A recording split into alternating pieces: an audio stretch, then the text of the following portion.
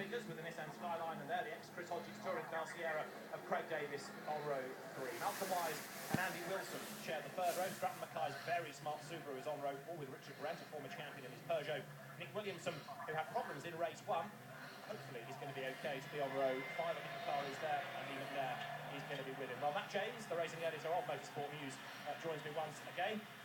It's a shame in a way that first race ended the way it did, and we had to have an amended result and all of that, but like Ron Burnley said, it was a technicality. He should have been informed, he wasn't, ergo things were not done to the book. Well, absolutely, yeah, it was a technicality, but there are two sides to every story. Speaking to Josh Ronchetti afterwards, he said, well, he would have pushed on if he'd have known that Bob wasn't going to get a penalty, so therefore, you know, whoever you listen to, you're going to get a different side of the story. Two other things that we can look for in this race. We've just seen Craig Davis, the onboard camera showing us him at work in the ex-Hodges Sierra. Andy Wilson, great drive in the first race, up in the very back of the grid because of his electrical dramas in qualifying. And there's a car off. Now, is that Nick Williamson's Escort? I was just about to ask you, did we know what his problems were in race 1? Would have got more problems in race 2?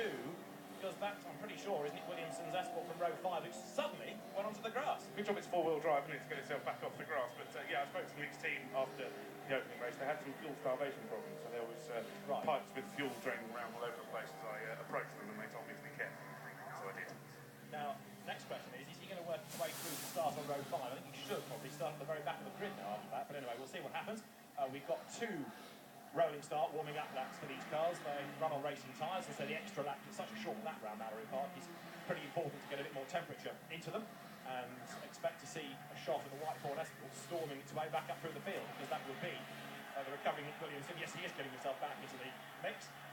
This is the view from Craig Davis with the ex-Chris Hodges Ford Sierra. We said early on, just to make the point again, it was a car that raced in Chris Hodges' hands in the 1989 British Touring Car Championship, and still in its period livery. All the period stickers are on it as well. There you can see inside Craig Davis, the man behind the wheel. And what's going on here? Oh. That was a bit strange. That was Josh Ronchetti, I think, almost squeezing Mark Biggers for the grass.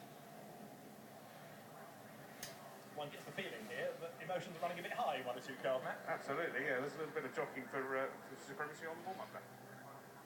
Absolutely right. So, looking forward to another cracking race here from the Dunlop MN Saloons here at Mallory Park.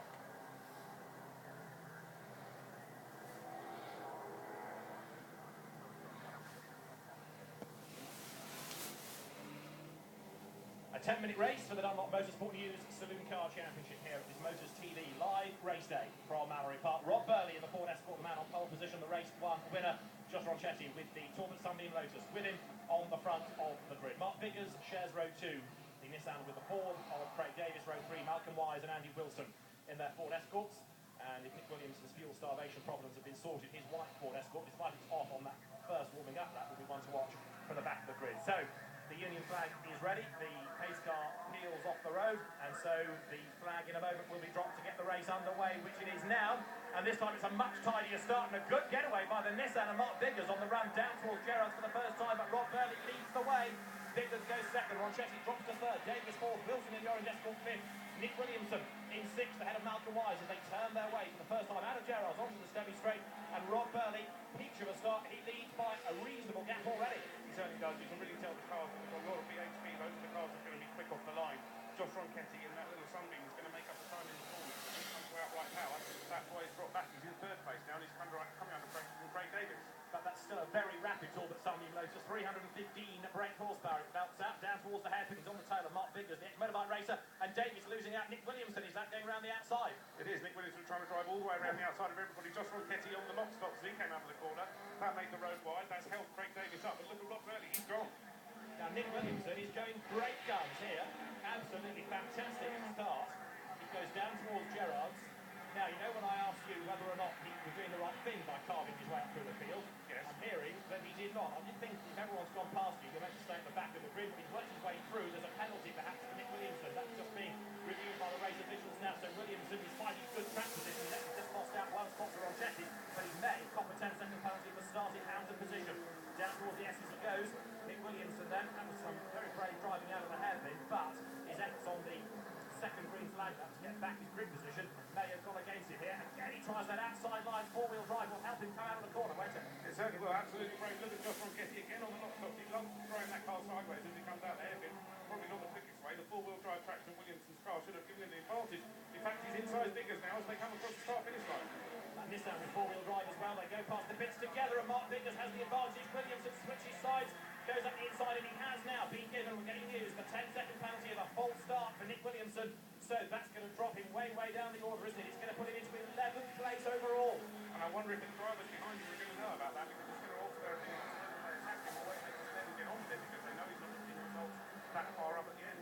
It's a good point, and of course if they're quite happy just to sit there, then Rob Burley will drive off into the distance. Now, there should be a penalty board for Nick Williamson, and I would imagine after what happened in the earlier race, there'll be no mistakes made this time. It'll definitely be there. So, as Williamson in the white Escort turns his way out of the corner, just to recap, he went to the back of the grid after he spun off on the warming up lap. He should have stayed at the back of the grid. He didn't. He made up places.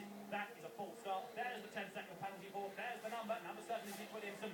So he lies second on the track, but in real terms, he's outside the top 10 at the moment, and that's very disappointing for him, because at the moment, that is a very rapid car indeed. He's lapping quicker than Rob Burley. Absolutely, and it's good to see these two Ford Escorts at the head. It would be nice if they're absolutely together, wouldn't it, to give Rod some competition. But it's a great comeback drive from Nick Williamson.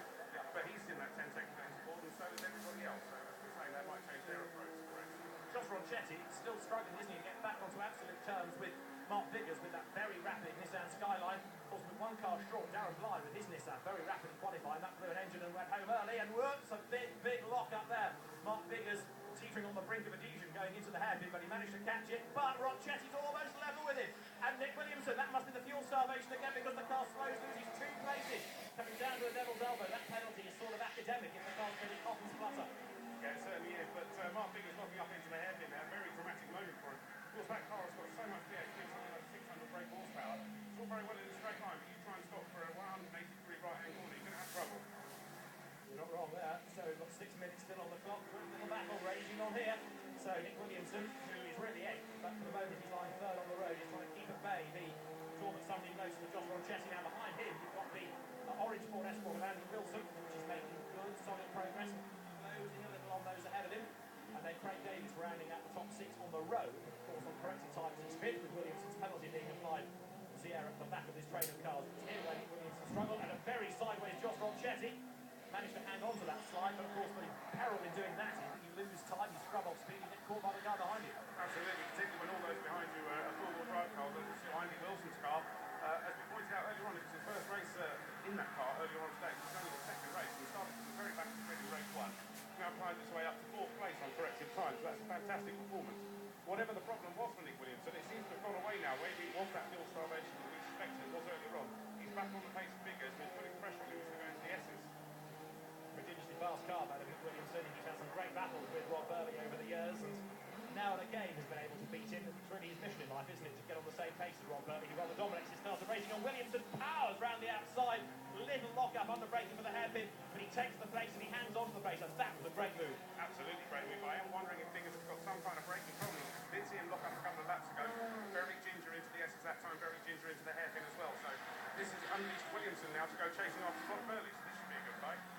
Indeed so, and of course the further he moves away from everybody else and stretches that gap, 10 seconds starts to become less of a problem as the gaps open up. Now, is he going to be able to hang on to 2nd place? I'm not convinced about that if Mark Vickers stays with him, but the gaps do gradually open as the race wears on. We've only got 4.5 minutes to go, of course. Very short, sharp races around Mallory Park, 10-minute races rather than a set number of laps. But Williamson is pulling away. You're right about him being unleashed, absolutely so. Through the S's, Rob Burley leads the way, and on the corrected times, at least for the moment still, Mark Vickers in the Nissan there, the 2nd of the cars in that shot, 3rd on the road, is 2nd on the corrected times. Craig Davies' car now snaking as it comes under braking for the hairpin. The onboard camera giving us a wonderful shot of him struggling with 500 brake horsepower in that Sierra, as we said, original from 1989 British Touring Car Championship, driven by Chris Hodgkin.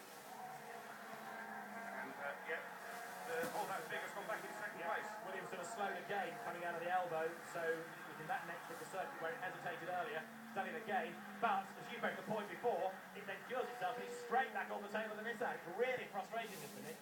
Yeah, it is.